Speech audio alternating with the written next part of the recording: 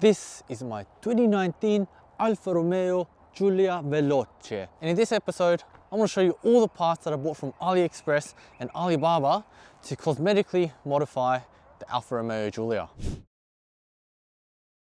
Welcome back to another episode of MDTV, and welcome back to another episode of the Giulia. Now this car doesn't have a lot of aftermarket support, especially not in Australia. There are loads of cosmetic parts, and if you look on YouTube, there are a few YouTube channels and a few brands that sell cosmetic mods for this car. But really, all of these parts come from AliExpress and Alibaba, and they slap their logo onto it. Now cosmetic parts from China are actually pretty good. And best of all, they're bloody cheap. I want to show you all the parts that I bought from AliExpress and Alibaba for my Giulia Veloce. And I'm going to leave the links to all the products that I bought down in the description box below, so you can buy the same thing for your car at a very low cost. All of these parts are specific to the Giulia, but if you're looking to modify your car or if you're looking for parts, I highly recommend that you check out AliExpress and Alibaba before you buy it from anywhere else. Chances are, whatever car you've got, someone in China or some brand in China has manufactured parts for it. Just type in your car on the website and see what you can find. Now let's get into the first mod. As soon as I took this home, I made my first cosmetic modification within the first hour. And let's see how that went. The first thing I want to do is change out that start stop button for this red one here. I got this off of AliExpress for like $5 or something. So cheap. And I want to show you how to change it. I saw this on YouTube, so it's not really my tutorial, but let's see. Apparently you need 4 bits of floss. So you're supposed to use a very thin pen cap and then you just push it in. So you push it all the way in and it should, yeah, there we go. Hooks onto one of the clips back there. Alright, that was all tight, just pull that. Oh shit. Oh no. Oh no. First mod I've done and first mod is already cracked. Well, I guess I can just I guess I can just push this in then, right?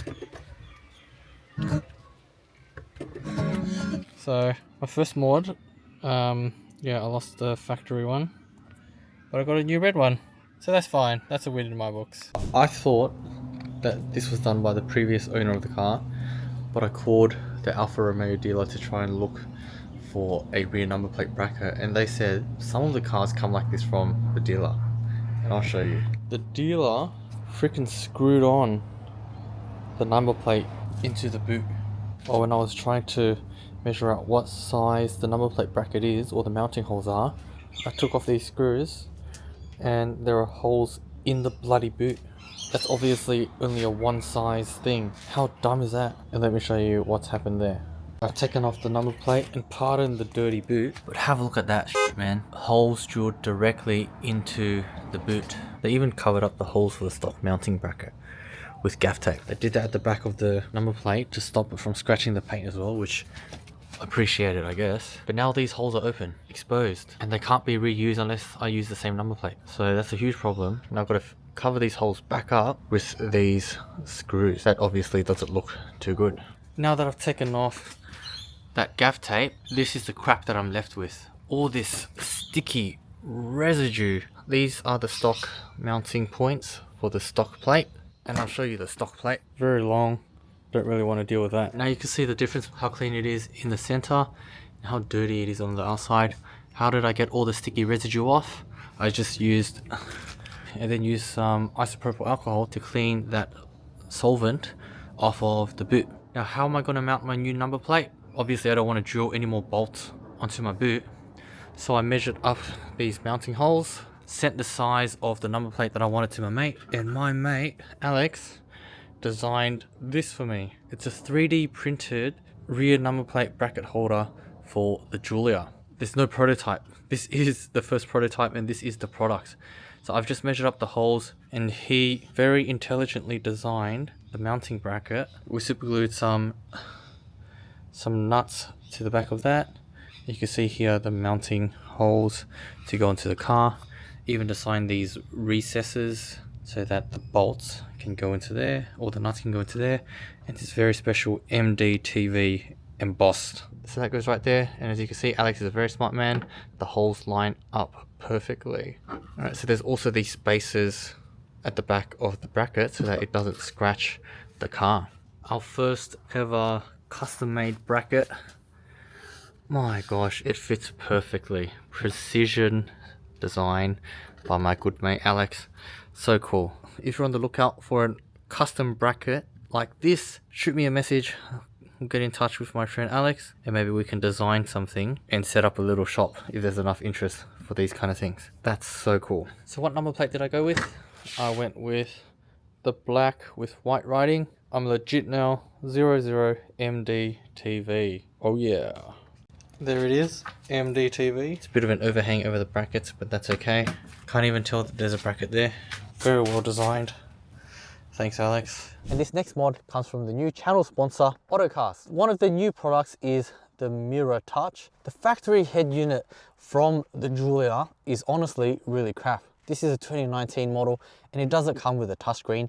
Before 2019, there's no Apple CarPlay or Android Auto from the factory. Now to get Android Auto and Apple CarPlay on the Giulia before 2019, you have to buy another mod, which does come from AliExpress and Alibaba. But for 2019 and upwards, the cars that do come with Apple CarPlay and Android Auto are only wired. The new Ottocast Mirror Touch gives you wireless Apple CarPlay for most cars on the market. And this is what it looks like.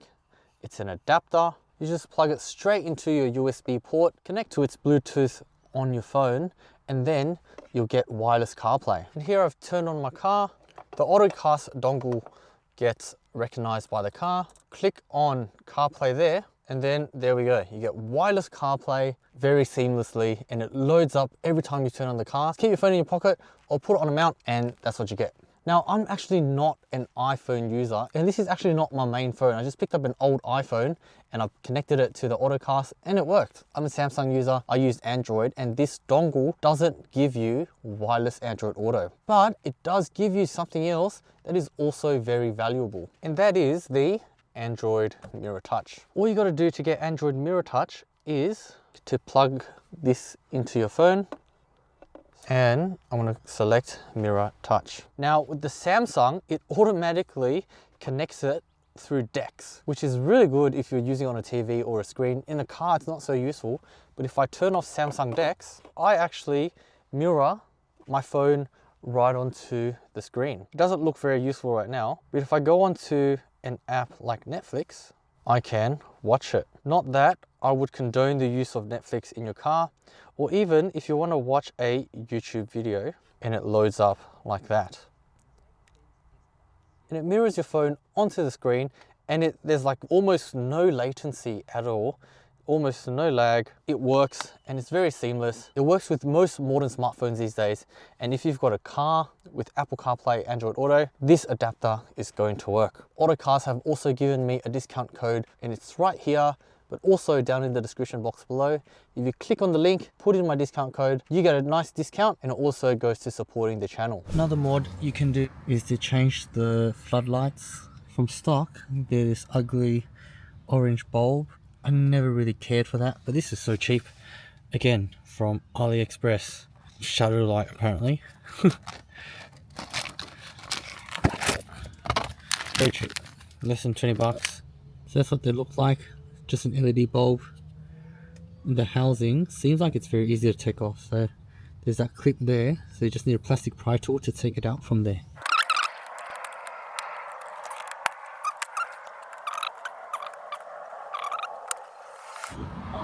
Easy.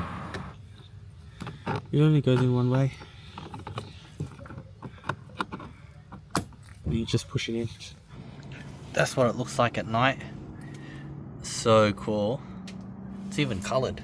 So cheap. So easy to install. Maximum satisfaction. The next thing I want to change on this car is the headlights. I don't know if it came from the factory like this or if it happened or it changed over time, but these projector headlights, they look yellowish. It looks so old school. They are by Xenon headlamps. I would want them to be more white, but I don't know if it's happened over time or if they came from the factory like that, but it's yellow. So I bought these from AliExpress. They swap out for the regular headlights and they just bolt on. They were like 40 bucks, but you have to buy the specific ones for your car, and I'll show you.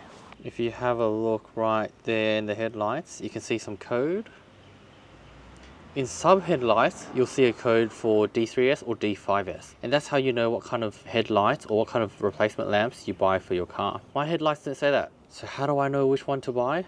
If you open up your hood, behind your headlights, if you see this, a ballast, that means you've got the 35 watt version. It also says 35 watt on there somewhere. And if you've got the 35 watt headlights, then that means you need to buy the D3S replacement. So the D5S doesn't have that ballast at the back, so I bought the D3S light bulb replacement. Also, I don't know if you can see whether it's yellow or not there. You can kind of see that square there. You need to use your pry tool to take off the pins, and then you'll have access to the headlight ballast from underneath there.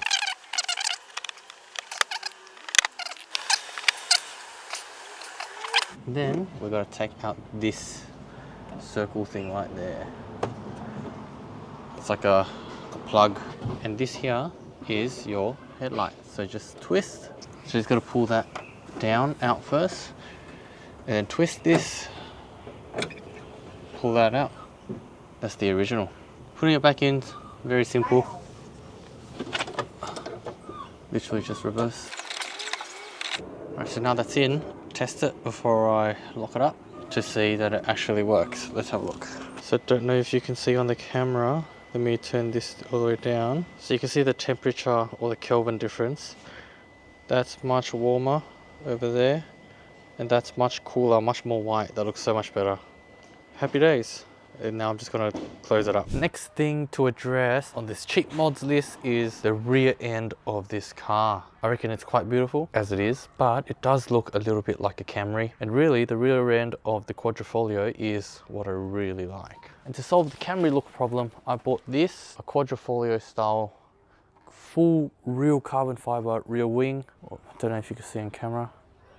The wheels look so beautiful. They're from a shop on Alibaba called JC Sportline. Took a really long time to come, but it looks so beautiful. It comes with the tape on it at the back already. It comes very well packaged. I just took it out of the box. It's even got these guards at the end to protect the pointy bits of the wing. We'll test the fitment first, and then we'll stick it on. Just test fitting it before I take off the adhesive, and would you look at that. Perfect fit. On the original QV, the carbon fiber doesn't go all the way to the end. Oh, that looks so much better. I'm gonna stick it down, and then we'll go somewhere to take some nice B-rolls.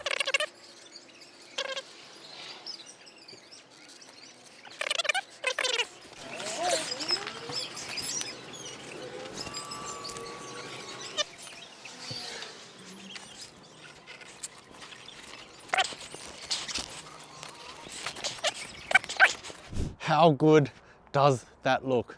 This carbon fiber rear lip totally changes up and transforms the look of the rear end of this car. And just like that, I think the rear end is pretty much complete. It is an OEM kind of look, and honestly, it doesn't need to change because they've done such a good job in designing the Giulia. Now notice how none of these parts are performance parts. For this car, you could find some parts such as exhaust and intakes on AliExpress and Alibaba. Now those type of bolt-on mods, you could pretty much buy any quality and it would be okay. The exhaust for this car, most companies actually buy it from Alibaba and AliExpress, buy it at wholesale, stamp their logo on it and resell it at a higher price to make profit. And that's fine. If you don't trust buying from AliExpress or Alibaba directly yourself, yeah, buy it from one of those guys. But for me, I've bought things from Alibaba and AliExpress for the last few years and I've never had a problem. This video is not sponsored by AliExpress or Alibaba, by the way. It's just what I've bought for my car and I'm sharing it with you guys. Some performance parts that you should be buying from proper brands with good reviews are things like coilovers. For things that affect you daily and drivability of the car, you should be buying quality parts from quality brands. But that's it. Hopefully you enjoyed this video. Let me know what you think down in the comment section below. I think the Giulia is presenting beautifully. I am working on some performance parts, but they will be revealed in due time. If you enjoyed this video, make sure you like the video and subscribe to the channel. Thanks for watching, guys. I'll see you in the next episode of MDTV.